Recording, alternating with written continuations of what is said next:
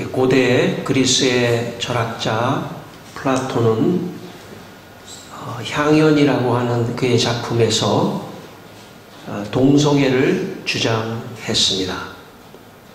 그는 그 작품에서 이런 말을 했습니다. 인간의 형태는 전체적으로 남자와 여자가 하나로 합쳐진 둥근 형태인데 제우스가 말하기를 내가 이들을 각각 둘로 쪼갤 것이요 그리고 인간들을 둘로 쪼개기 시작했습니다. 그러나 쪼개진 부분들이 전체가 여성인 부류의 것인 것들은 남성들에 대해선 전혀 관심이 없고 오히려 여자들 쪽에 쏠려 있거니와 여성 동성애자들은 이 부류에서 생깁니다. 반면에 남성의 쪼개진 부분들인 자들은 남성들을 족거니와 남자들을 사랑하며 남자들과 함께 기뻐하니 이들은 소년들 및 청년들이다. 플라톤은 원래 인간은 이렇게 둥근 모양이었는데 제우스가 이것을 쪼개서 남자와 여자를 만들었다고 하는 것입니다. 그러니까 플라톤의 창조론, 인간론이죠. 그런데 그 가운데 여자가 여자를 사랑하는 동성애도 있고 남자가 남자를 사랑하는 동성애도 있다. 그렇게 주장을 했습니다. 플라톤이 철학적으로 그리고 사상적으로 동성애를 인정하자 고대 그리스의 사회에서는 동성애를 하는 것이 인간에게 맞다고 생각하고 동성애를 하기 시작했습니다. 그리고 현실에서 동성애가 많이 나타났습니다. 신화에 나오는 제우스의 신이 한 말을 사실로 믿은 것입니다. 반면에 성경은 남자가 여자를 사랑하고 여자가 남자를 사랑하는 이성애를 말합니다. 마태복음 19장 4절로 5절에 예수께서 대답하여 이르시되 사람을 지으시니가 본래 그들을 남자와 여자로 지으시고 말씀하시기를 그러므로 남자가 그 부모를 떠나 여자에게 합하여 그 둘이 한 몸이 될지니라. 성경은 남자와 여자가 사랑하는 이성애만을 말합니다. 동성애는 인정하지 않습니다. 이성애는 하나님이 인간을 창조하신 창조 질서이기 때문입니다. 우리가 동성애를 인정하지 않는 것은 동성애는 플라톤주의자들이 만들어낸 신화에서 나오는 것이기 때문에 우리는 플라톤주의자가 아니고 성경을 믿는 사람들이기 때문에 동성애를 우리는 인정하지 않습니다. 우리들은 하나님과 성경 말씀을 믿는 사람들이기 때문에 이성애만을 인정하고 이성 간의 결혼만을 인정합니다. 이 시간 여러분 모두 이 성경 말씀대로 이성애를 인정하고 믿게 되시기를 바랍니다. 오늘 본문 21절, 22절 말씀 다시 한번 우리가 읽겠습니다. 본문 21절, 22절 말씀입니다.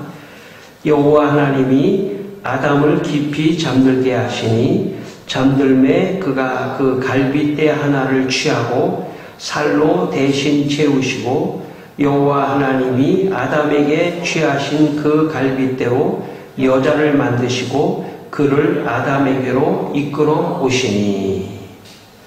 여기 보면 하나님께서 아담을 창조하시고 아담을 깊이 잠들게 하셨습니다. 그리고 아담의 갈빗대를 취하여 그 갈빗대로 여자를 만드시고 여자를 아담에게 이끌어 오셨습니다.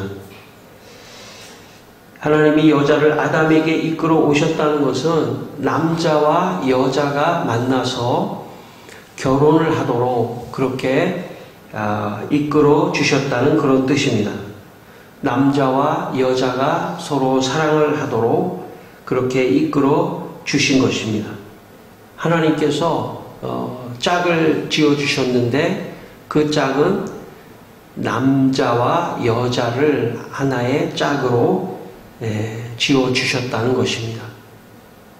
이 순리를 따라, 이 창조의 순리를 따라 남자와 여자가 이성 결혼을 하는 것입니다. 우리는 그 성경의 말씀을 믿고 있습니다. 여러분, 동성애의 문제는 비단 고대 그리스의 문화만의 문제는 아니었습니다. 이스라엘이 속한 팔레스틴에서도 동성애가 일어났습니다. 창세기 19장에 나오는 소돔과 고모라 성은 아마도 동성애가 많이 일어났던 그런 성으로 유명합니다. 당시에 아브라함 조카 롯이 소돔으로 이사를 갔는데 롯의 집에 두 천사가 남자의 모습으로 방문을 합니다. 이때 소돔의 남자 동성애자들이 그 모습을 보고 롯의 집에 찾아와 두 남자를 내놓으라고 하는 이야기가 나옵니다. 창세기 19장 5절에 롯을 부르고 그에게 이르되 오늘 밤에 내게 온 사람들이 어디 있느냐 이끌어내라 우리가 그들을 상관하리라 하는 말씀이 있습니다. 여기 상관한다라고 하는 말은 히브리어로 야다라고 하는 말인데 이 말은 성관계를 의미하는 완곡한 표현입니다. 그러니까 지금 소돔의 남자 동성애자들이 롯의 집을 방문한 손님들과 동성애를 하게 내놓으라고 한 것입니다. 롯은 두 사람을 내놓지 않고 소돔을 빠져나와 도망을 칩니다. 이때 24절에 이런 말씀이 있습니다. 여호와께서 하늘 곧 여호와께로부터 유황과 불을 소돔과 고모라에 비같이 내리사 멸하였더라 라고 말씀했습니다. 이 말씀을 보면 성경은 동성애를 인정하지 않는 그런 말씀으로 우리가 볼 수가 있습니다. 오늘 본문 23절을 다시 한번 읽겠습니다. 23절 말씀입니다. 아담이 이르되 이는 내 뼈 중에 뼈요 살 중에 살이라 이것을 남자에게서 취하였은즉 여자라 부르리라 하니라. 예. 여기 이제 하나님께서 이 여자를 창조하셔서 남자에게 이제 이끌어 오시자 남자가 여자를 보는 순간 내 뼈 중에 뼈요 살 중에 살이라 이렇게 말을 했습니다. 여기 내 뼈 중에 뼈요 살 중에 살이라는 말은 내 뼈 중에 가장 소중한 뼈요 내 살 중에 가장 소중한 살이다 이런 말입니다. 그러니까 남자가 여자를 보면서 가장 소중한 사람이다 이런 뜻으로 말한 것입니다. 가장 소중한 사람이다. 이 말은 남자가 여자를 사랑하는 이성애는 단순하게 남자와 여자의 어떤 성적인 그런 사랑을 넘어서서 인격적이며 영적인 그런 온전한 사랑을 지금 의미하는 것입니다. 그러니까 남자와 여자가 이성애로 만나서 서로 사랑을 하는 것은 단순한 성적인 문제가 아니고 성적인 문제뿐만 아니라 인격적이고 영적인 그런 사랑을 다 포함하는 그런 온전한 사랑을 말하는 것입니다. 이에 비해 동성애는 성적인 사랑에만 집착하는 경향이 있는 사랑입니다. 그런 차원에서 본다면 성적 사랑에 집착하는 사람은 동성애를 선택할 가능성이 높습니다. 고대 그리스의 그 희극 작가 아리스토파네스는 유명한 희극을 많이 썼는데 그 가운데 희극 중에 벌이라고 하는 희극이 있습니다. 벌, 우리가 윙윙 날아다니는 그 벌이 있지 않습니까? 그 벌이라고 하는 그 희극 작품을 썼는데 그 벌이라고 하는 희극 작품에 이런 내용이 나옵니다. 니코스트라토스야말로 손님 대접광이라고 말하고 있어.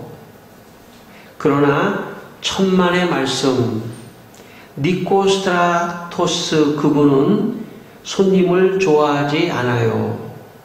내가 아는 그분은 동성연애자이에요. 라는 대사가 나옵니다. 이 아리스토파네스의 희극은 그 그리스의 그 극장에서 연극으로 상영이 됐던 그런 작품입니다.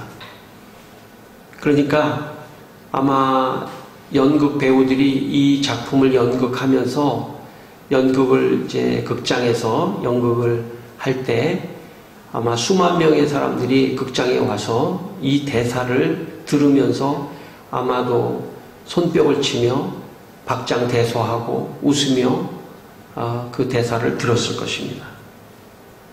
예. 이 얘기가 이 희극에 나오는 걸 보면 동성애가 보편적인 그런 어떤 문화였던 것 같습니다.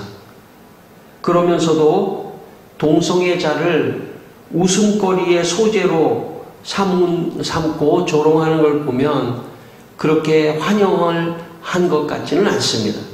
그럼에도 불구하고 이 동성애가 보편적으로 만연되어 있던 것은 분명한 것 같습니다. 성경에는 남성 동성애자를 남색하는 자라는 표현을 사용합니다. 열왕기상 22장 46절에 여호사밧 왕이 그의 아버지 아사의 시대에 남아있던 남색하는 자들을 그 땅에서 쫓아내었더라 하는 말씀이 있습니다. 그러니까 남색하는 동성애하는 남자들을 이 이스라엘 땅에서 여호사밧 왕이 내쫓은 그런 이야기가 기록된 걸 보면 남색하는 그런 것을 인정하지 않는 그런 모습을 볼 수가 있습니다. 신약에도 이런 말씀이 있습니다.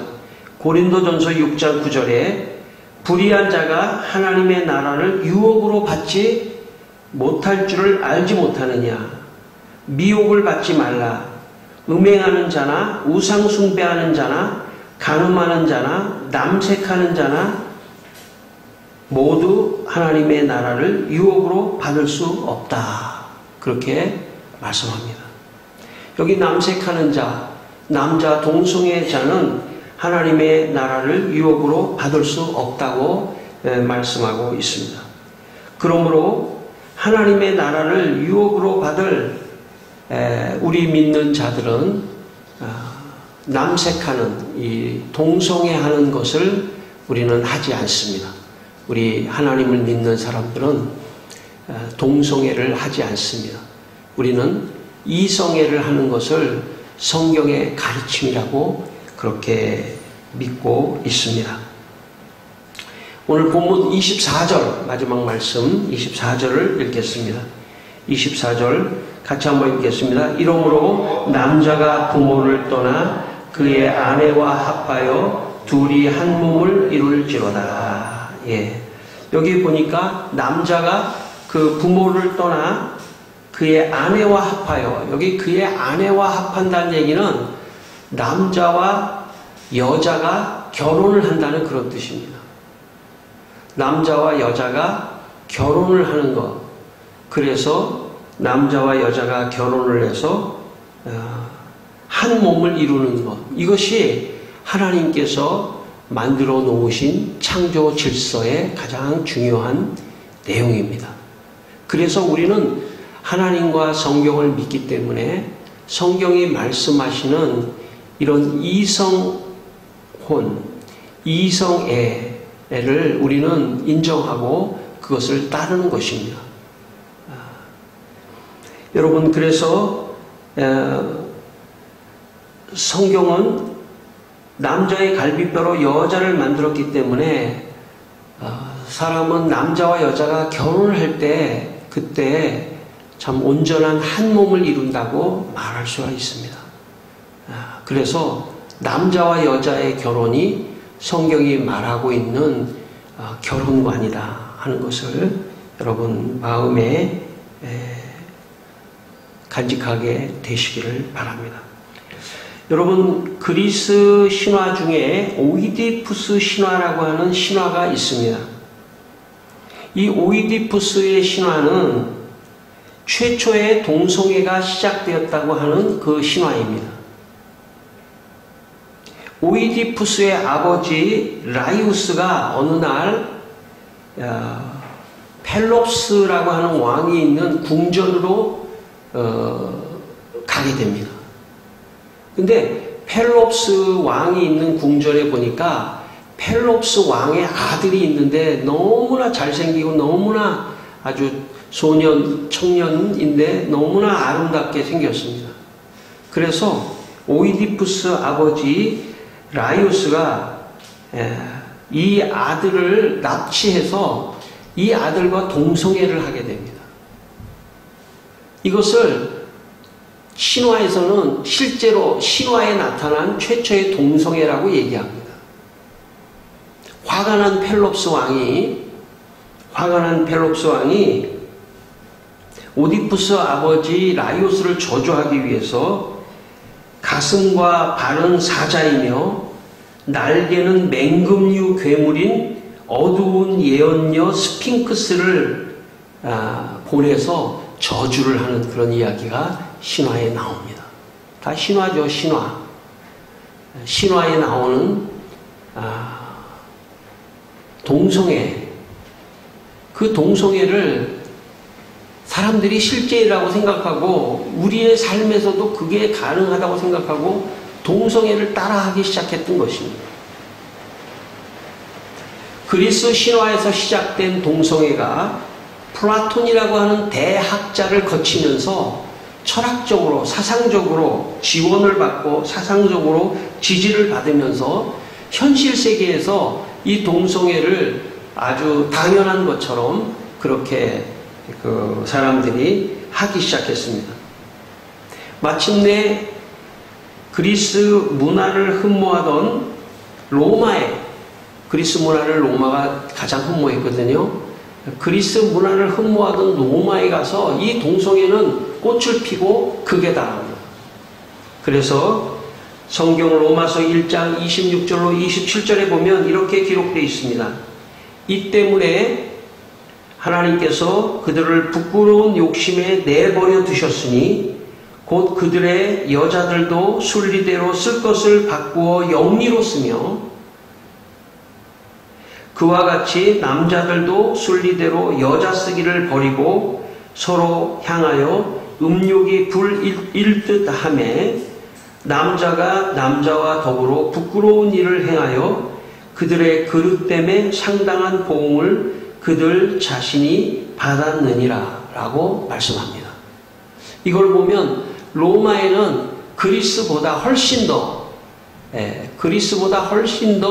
이 동성애가 퍼져 있는 것을 볼 수가 있습니다. 바울이 로마에 갔을 때 보니까 남자가 남자로 여자가 여자로 동성애를 하는 것이 너무나 이 로마의 어떤 당연한 문화같이 되어 있는 것을 지금 로마서에서 바울이 지적을 하고 있는 것입니다. 여러분, 그리스 신화에서 시작된 동성애가 로마에서 꽃을 피고 극에 달하자 이 로마의 문화를 또 흠모하던 알프스 너머의 유럽, 스위스, 오스트리아, 독일, 프랑스, 이 유럽을 이 이탈리아, 로마를 넘어선 이 북쪽의 유럽에 있는 모든 국가들이 동성애를 받아들이기 시작하고 동성애를 당연시하고 그들의 삶에 동성애가 나타났던 것입니다. 물론 모든 사람이 다 하는 것은 아니지만 그리스의 이 신화에서 시작된 동성애가 사람들로 하여금 동성애를 하게 하는 그런 상황을 낳았던 것입니다. 제가 여러 번 말씀드리지만 성경은 그냥 독자적으로 그냥 어느 역사 속에 그냥 독자적으로 홀로 있었던 것이 아닙니다. 성경은 주변에 어떤 철학과 사상과 끊임없이 대립을 하며 메시지를 주고 있습니다. 그 중에 하나가 바로 동성애와 이성애의 문제입니다. 성경은 그리스의 사상과 철학을 따라가지 않습니다. 성경은 그리스의 신화에 나오는 동성애를 받아들이지 않습니다. 성경은 남자와 여자가 만나 이성애를 하는 이런 이성애가 하나님께서 명령하신 것이라고 생각하기 때문에 우리는 이성애를 우리는 받아들이는 것입니다. 그 옛날의 동성애는 오늘날 우리의 삶까지 다 들어와 있습니다. 그런데 그 동성애의 뿌리가 그리스 신화에서 왔다고 하는 것을 알 필요가 있습니다. 그것은 신화에서 만들어낸 것을 그것을 따르는 것이라고 말할 수가 있습니다. 그러므로 우리 믿는 사람들은 동성애를 인정하거나 동성애를 하지 않습니다. 우리는 하나님의 말씀을 따르기 때문에 이성애를 따라서 사는 것입니다. 마지막으로 그리스 철학자 가운데 플라톤도 있지만 그리스 철학자 가운데 에피쿠로스라고 하는 사람이 있습니다. 우리는 그를 따르는 사람들을 에피쿠로스 학파라고 말합니다. 에피쿠로스 학파라고 하는 사람들은 어떤 것이 가장 행복하고 어떤 것이 가장 선이라고 생각하냐면 쾌락이 가장 선이라고 생각합니다. 우리는 쾌락 그러면은 조금 좋지 않은 단어로 들리지만 이 쾌락이라고 하는 헬라어 말은 헤도네라고 하는 말입니다. 그것은 뭐냐면 즐거움이라는 뜻입니다. 우리는 즐거움이라고 하는 말을 사용하기도 하죠. 우리 즐겁지 않습니까? 즐거움을 추구하는 거죠. 근데 그 즐거움이라는 단어를 헤도네 혹은 쾌락 이렇게 번역을 합니다. 이 에피쿠로스의 사람들은 즐거움을 추구했던 사람들입니다. 쾌락을 추구했던 사람들입니다. 근데 육체적인 즐거움이나 쾌락만이 아니라 정신적인 즐거움과 쾌락도 함께 추구했습니다. 그래서 즐거움을 굉장히 좋아하는 거죠. 여러분 우리가 요즘에 뭐 말한다면 뭐 맛있는 커피 한 잔을 마신다. 이것도 즐거운 일이지 않습니까? 영화를 본다. 이것도 즐거운 일이고 뭐 노래를 듣는다. 이런 것도 즐거운 일이죠. 그런 차원에서 볼 때 즐겁다. 이런 것은 나쁜 게 아닙니다. 쾌락 이런 것도 사실은 엄밀한 의미에서 보면 나쁜 게 아닙니다. 그래서 이 에피쿠로스 학파는 육체적인 즐거움, 먹는 것, 뭐 여러 가지 즐거움, 또 정신적인 즐거움을 추구했습니다. 문제는 뭐냐면 그런 즐거움만 추구하는 것으로 끝났기 때문에 한계가 있다는 것이죠. 조금 더 고상한 영적인 즐거움, 영적인 쾌락, 영적인 쾌락이라고 하지는 않지만 영적인 기쁨 이런 것에 대해서는 관심이 없기 때문에 한계가 있는 것이죠. 근데 제가 왜 이것을 말하려고 하냐면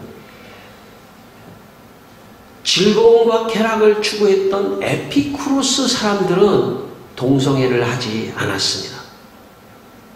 그게 중요한 이야기입니다. 이 사람들은 원자론을 추구했던 과학자들이었습니다. 굉장히 자연과학자들이었습니다. 그러면서도 물질을 중요하게 생각하고 쾌락을 중요하게 생각했던 이 에피쿠로스의 사람들은 그들은 동성애를 믿지 않았고 동성애를 하지 않았습니다. 심지어 신화에 나오는 이런 동성애 같은 것을 미신으로 생각하고 제거해야 한다고 했습니다. 그러니까 모든 그리스 철학이 다 그렇게 하는 것은 아니죠. 어떤 그리스의 신화와 플라톤의 사상에서 흘러나온 이 동성애 사상이 있었고 에피쿠로스와 같이 쾌락을 추구하는 사람들이지만 동성애를 하지 않았던 세상의 사람들도 있었다는 것입니다. 오늘 세상의 사람들 가운데 동성애를 하지 않는 사람도 있습니다. 이성애만 하는 사람들이 있죠. 예수를 믿지 않아도, 하나님을 믿지 않아도. 그러니까 동성애를 하는 사람들은 그 중에 한 부류인 것입니다. 다시 말하면 그리스의 신화와 플라톤의 사상을 받은 사람들이 그렇게 하는 것입니다. 성경이 말씀하시는 이성애는 육체적인 즐거움뿐만 아니라 정신적인 즐거움, 영적인 기쁨 이런 것들이 균형이 잡힌 온전한 사랑입니다. 그래서 이성애를 할 때만이 우리는 온전한 사랑을 얻을 수 있습니다. 아마 에피쿠로스의 사람들이 즐거움을 추구하고 쾌락을 추구했지만 동성애를 하지 않았다는 얘기는 그 사람들은 극단적 쾌락을 추구하지 않았다는 뜻입니다. 에피쿠로스의 사람들. 어떤 의미에서의 동성애는 극단적 쾌락을 생각하는 사람들이 빠질 수 있는 그런 사랑이라고 생각합니다. 여러분, 어떤 사람이 마약을 한다면 어떻습니까? 어떤 쾌락을 일반적 쾌락이 아닌, 일반적 즐거움이 아닌 극단적 즐거움을 생각하는 것 아니겠습니까? 그런 차원에서 볼 때 동성애도 그런 차원에서 해석될 수 있다 생각합니다. 하나님께서 우리에게 이 세상에 보내셨을 때 우리는 이 세상에서 즐거운 생활을 하도록 그렇게 해 주셨습니다. 먹을 걸 먹고 또 좋은 것도 구경하고 이런 즐거운 삶을, 육체적인 삶도 주셨는데 그 중에 가장 중요한 것은 뭐냐면 남자와 여자가 만나서 사랑을 하는 즐거움을 주셨다는 것이죠. 남자와 여자가 만나서 육체적인 사랑뿐만 아니라 정신적인 교류를 하고 영적인 기쁨을 같이 나누는 그런 온전한 사랑을 남자와 여자가 하나님 안에서 할 수 있도록 그렇게 은혜를 베풀어 주신 것입니다. 그러므로 여러분, 이성애는 하나님이 우리 인간 남자에게와 여자에게 주신 큰 온전한 사랑이라는 것을 여러분의 마음에 간직하게 되기를 바랍니다. 마지막으로 이성애를 통해서 우리는 후손을 또 낳을 수가 있는 것입니다. 동성애를 통해서는 후손을 낳을 수가 없습니다.